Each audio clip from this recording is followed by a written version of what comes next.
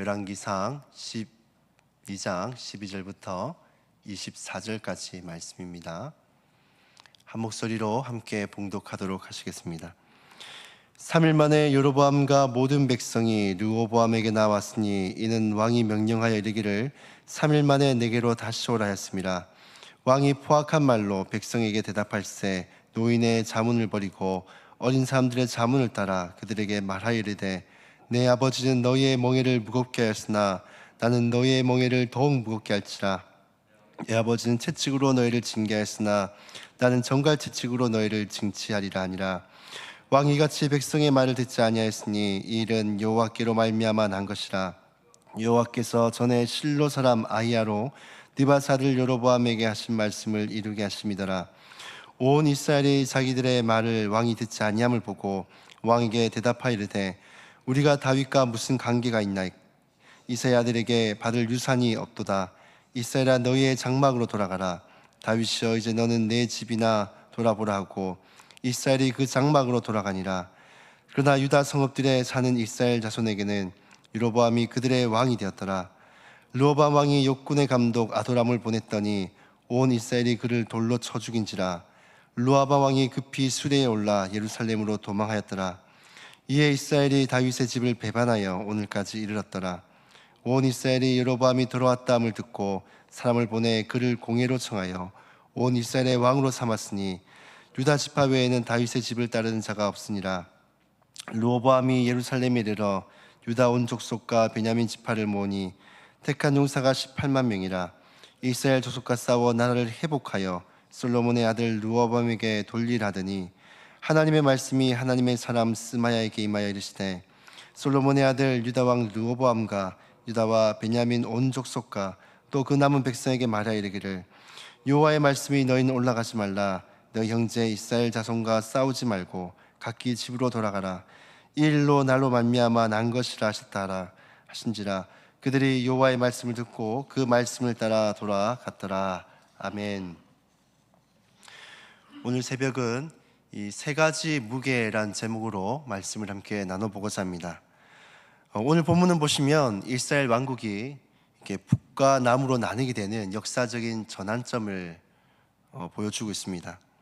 그 결정적 계기에 있었던 그 한 사람, 바로 르호보암의 이야기를 통해 오늘 우리는 이 한 사람이 얼마나 중요한 영향을 끼칠 수 있는가를 보게 됩니다. 이스라엘 왕국은 다윗과 솔로몬을 거치면서 이 통일 왕국의 정점을 찍게 되어졌습니다. 그러나 이제 이 나라는 둘로 나뉘게 됩니다. 왜 이런 일이 일어났을까요? 오늘 본문을 통해서 이 세 가지 교훈을 함께 살펴보고자 합니다. 첫 번째 교훈은 바로 한 사람의 무게입니다. 르호보암이 왕이 된 후 백성들은 그에게 찾아와 이렇게 말을 합니다. 왕의 아버지 솔로몬이 우리의 멍에를 무겁게 했으나 왕은 이제 그 고역을 가볍게 하소서. 이 요청은 단지 어떤 세금이나 노동의 문제뿐만이 아니라 지도자가 백성을 어떻게 다룰 것인지에 대한 방향성에 대한 그 문제, 그 질문을 한 것이기도 합니다. 이 중요한 갈림길에서 르호보암의 결정은 이 나라의 운명을 좌우하게 되는 것이죠.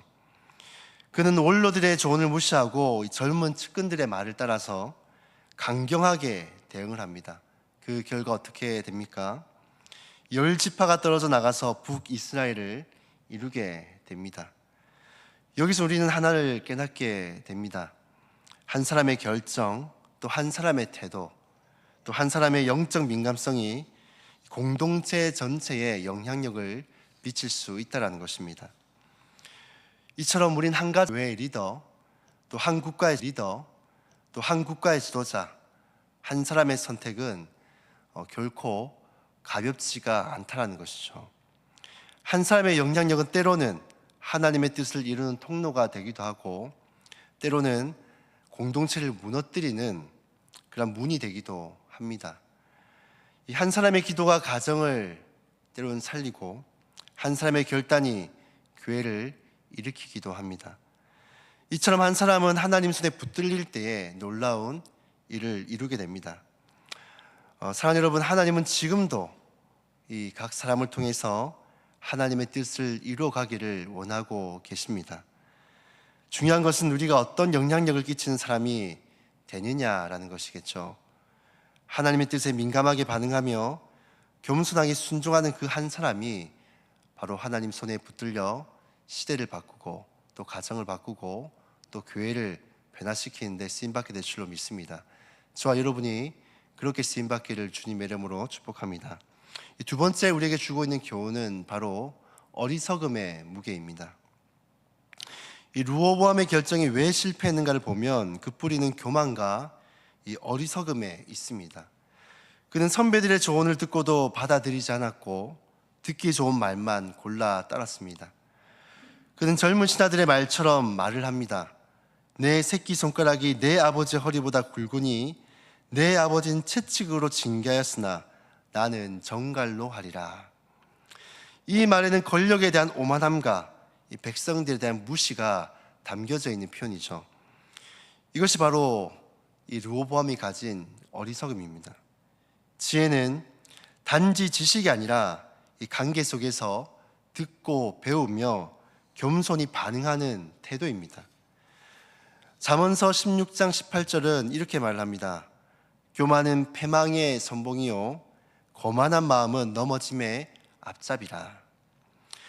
어리석은 사람은 말보다 먼저 행동하고 충고보다 자기 고집을 더 신뢰합니다. 또 하나님의 말씀보다도 자신의 생각을 더 우선시합니다. 그래서 결국 자신뿐만이 아니라 주변 사람들에게도 상처 입히고 이 파괴적인 결과를 낳게 됩니다. 오늘 우리는 나 자신의 마음을 한번 돌아봐야 할 것입니다. 혹시 나도 하나님의 말씀보다 내 생각을 더 신뢰하고 우선하고 있지는 않습니까? 다른 사람들의 조언을 무시하고 내 고집대로 결정하며 살아가고 있지는 않습니까? 어리석음은 공동체를 무너뜨리고 또 관계를 깨뜨리며 하나님의 뜻을 가로막습니다. 그러나 지혜는 하나님의 뜻에 자신을 낮추고 타인의 말을 경청하며 바른 길을 선택하는 것입니다. 우리가 어리석음이 아닌 지혜로 행하며 이 하나님의 교회를 누려 세운 공동체를 또 바르게 세워나가는 그러한 성도들이 다 될 수 있기를 주님의 이름으로 축복합니다. 이 세 번째 우리에게 주고 있는 교훈은 무엇인가 하면 바로 적절한 때의 무게입니다. 이 르호보암의 어리석은 결정 이후에 백성들은 분열하기 시작합니다. 그리고 유다 지파만 남게 되었습니다. 이때 르호보암은 군대를 소집하여서 전쟁으로 다시 나라를 강제적으로 통일하려고 합니다. 그러나 그때 이 선지자 스마야가 하나님의 말씀을 전합니다. 이 일은 내게로 말미암은 것이 아니라 너희는 올라가지 말고 각기 집으로 돌아가라 라고 이 스마야를 통해서 하나님이 말씀을 전하십니다. 근데 놀랍게도 이 르호보암이 이번에는 하나님의 말씀을 듣고 즉각적으로 군대를 해산하는 장면을 보여주게 됩니다. 이미 늦었지만 이것이 르호보암이 선택한 가장 지혜로운 선택이었습니다. 여기서 우리는 또 하나의 교훈을 배우게 되는데 바로 적절한 때에 하나님의 말씀을 듣고 반응하는 것이 얼마나 중요한가라는 것입니다. 우리의 인생에는 수많은 결정의 순간들을 맞이할 때가 있습니다. 그때마다 하나님의 말씀에 귀 기울이는 것, 또 하나님의 뜻을 구하는 것, 또 성령의 인도하심을 기다리는 것이 얼마나 중요한지 이 본문을 통해서 우리는 배우게 되었습니다. 하나님의 시간은 인간의 시간과는 다릅니다. 우린 때로는 늦었다라고 생각할 수는 있지만은 하나님의 타이밍은 항상 완벽합니다. 중요한 것은 그 타이밍에 맞춰 순종하는 태도인 것이죠. 때론 이미 실수했을 수도 있습니다. 그러나 포기하지 마십시오. 하나님은 늦게라도 돌아온 자를 회복시키시고 그 삶을 새롭게 이끌어 가십니다. 르호보암처럼 지금이라도 하나님 앞에 그 말씀 앞에 반응하면 하나님 우리의 삶을 다시금 일으키시고 사용하실 줄로 믿습니다.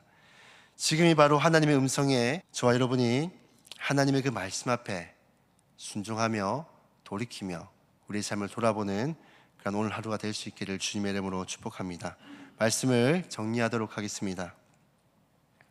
사랑하는 성도 여러분, 오늘 본문을 통해서 우리는 세 가지 중요한 무게를 듣게 되었습니다. 한 사람의 무게, 이것은 나 한 사람이 가정을 살리고 또 교회를 또 공동체를 살리고 지킬 수 있습니다. 두 번째는 바로 어리석음의 무게입니다. 교만과 자기중심적인 결정은 공동체를 무너뜨릴 수 있습니다. 이 세 번째로는 적절한 때의 무게입니다. 하나님의 말씀 앞에 반응하는 이 적절한 타이밍이 하나님의 복을 받는, 은혜를 누리는 그러한 때임을 알려주고 있습니다. 오늘도 하나님은 우리 한 사람 한 사람을 주목하고 계십니다. 그리고 우리의 각자의 삶을 통해 하나님의 뜻을 이루어가기를 원하고 계십니다. 그러므로 우리는 책임감을 갖고 살아가야 합니다. 기도하며 듣고 겸손하게 반응하는 삶, 그것이 바로 복된 인생입니다. 이 새벽에 드리는 우리의 결단이 우리의 가정과 교회와 또 세대에 거룩한 영향을 끼치는 출발이 되기를 주님의 이름으로 축복합니다.